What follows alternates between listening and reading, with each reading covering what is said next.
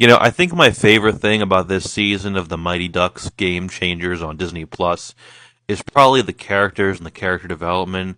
Now, in this season, we have kind of a new setting and a new situation. The first season was just like, regular kids playing a hockey league in the winter or whatever. And then here, it's like takes place over the summer and they go away to a hockey camp. And there's a couple of characters who are gone. Emilio Estevez, he's gone because his contract expired. And sort of as a replacement, we have Coach Cole, who's the head of the whole hockey camp there. And then we have his son, Jace, who has the whole struggle of someone who's really great at hockey, but he feels like his dad put this pressure on him.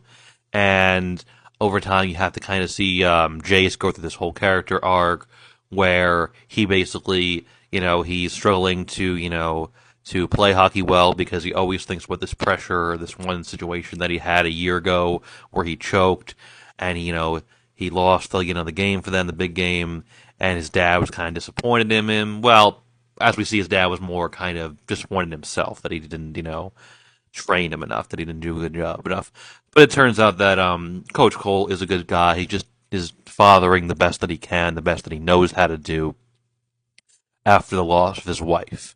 And, trying to be both a mother and a father, but ended up being more of a coach. Like if I said, Jace ends up going through the character arc where he has to kind of learn to get his confidence back, to calm down, to relax, and eventually the relationship between him and Coach Cole is rekindled, and that's very nice. Um, you know, which it is unfortunate that these two are very good characters and they're going to be likely gone next season if there's another season because that's just what the story requires for us. I also like the character development of Coop this season. One thing that's kind of cool with this character is the show never really makes fun of him for being a big guy. That's nice. But I like the kind of confidence that he developed this season and the ability he had to kind of stand up to the bullies in the second to last episode. The last two episodes of the season were definitely the best. You had a lot of character development there. But yeah, most of the characters get a lot of good stuff to do. We have Alex and Evan and their kind of usual, conflict of her being a little too involved.